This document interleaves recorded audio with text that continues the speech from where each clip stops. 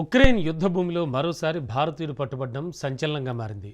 గుజరాత్ మోర్బీలోని 22 ఏళ్ల మజోతి సాహిల్ మొహమ్మద్ హుస్సేన్ను ఉక్రెయిన్ సైన్యం బంధించిన వీడియో ఒకటి ఇప్పుడు సంచలనం సృష్టిస్తోంది. ఈ వీడియోను పరిశీలించినప్పుడు మనకి అనేక విషయాలు కనిపిస్తాయి.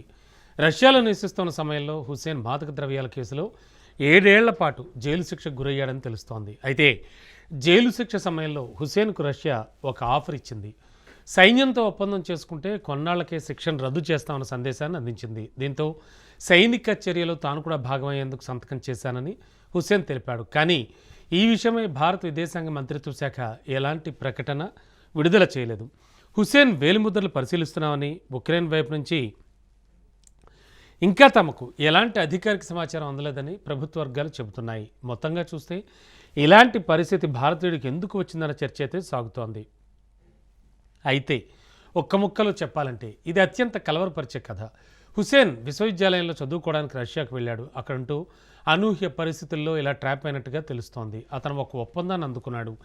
జైల్లో ఉండడానికి బదులు రష్యన్ దళాల కింద శిక్షణ తీసుకుని యుద్ధంలో పోరాడితే శిక్ష తప్పుతుందన్న అభయాన్ని పొందాడు. 16 రోజుల శిక్షణ అనంతరం అతను అక్టోబర్ 1న మొదటి మిషన్కు పంపించినట్లుగా చెప్పాడు. కానీ 3 రోజుల పోరాటం తర్వాత అతను కమాండర్తో తారుమారయ్యి ఉక్రెయిన్ బలగాలకు లొంగిపోయానని ఆ వీడియోలో చెప్పాడు.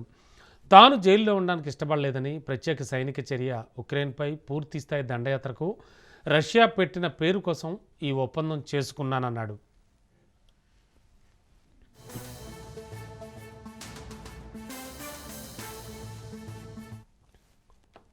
ఇక రష్యన్ దళాలు తనకు 16 రోజుల పాటు శిక్షణ ఇచ్చాయని, అక్టోబర్ 1న మొదటి పోరాట మిషన్కు పంపించారని ఉక్రెయిన్ సైన్యానికి హుస్సేన్ వివరించాడు.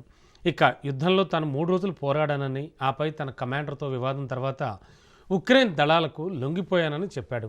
ఇక 2-3 కిలోమీటర్లు నడిచి రైఫిల్ పక్కన పడేసి లొంగిపోయానన్నాడు. వాస్తవానికి లాభదాయకమైన ఉద్యోగాలు లేదా ఇతర అవకాశాల వాగ్దానాలతో రష్యా దళాలు భారత్, ఉత్తర కొరియాతో సహా ఇతర దేశాల నుండి జాతీయులను చేర్చుకుంటున్నాయని గతంలో అనేక నివేదికలు వచ్చాయి. రష్యా సైన్యంలో చేరినందుకు తమకు ఆర్థిక పరిహారం ఇస్తామని హామీ ఇచ్చారని, కానీ అది తనకు నేటికి కూడా అందలేదని హుస్సేన్ చెప్పాడు. తాను తిరిగి రష్యాకు వెళ్ళాలి అనుకోవడం లేదని, ఉక్రెయిన్ జైలుకు వెళ్ళడమే మంచిదని భావిస్తున్నాను అన్నాడు. ఇక హుస్సేన్ చెప్పిన మాటలు మన దేశ యువతకు గట్టి హెచ్చరికలు. రష్యా దళాలు విదేశీయులను ఉద్యోగాలు, పెట్టుబడులంటూ మోసం చేస్తున్నట్లుగా తెలుస్తోంది. హుస్సేన్ కూడా ఇలాంటి వాగ్దానాలతో మోసపోయినట్లు తెలుస్తోంది. కానీ ఎలాంటి ప్రతిఫలం దక్కకుండానే చివరకు ఉక్రెయిన్ దళాలకు పట్టుబడ్డాడు. గత జనవరిలో రష్యాలో సెటిల్ అవ్వచ్చిన వేళ 126 మందిలో 12 మంది భారతీయులు మరణించారని, 16 మంది మిస్ అయ్యారని విదేశాంగ మంత్రిత్వ శాఖ తెలిపింది. అయితే తాజాగా బయటకు వచ్చిన హుస్సేన్ వీడియో అసలైనదా, నకిలీయా అనే దానిపై చర్చ అయితే జరుగుతోంది. జైల్లో ఒప్పందం కుదుర్చుకుని రష్యా సైన్యంలో సిబ్బందిగా ఉక్రెయిన్కు వ్యతిరేకంగా పోరాడగలిగాడా లేదా అన్న తేలాలి.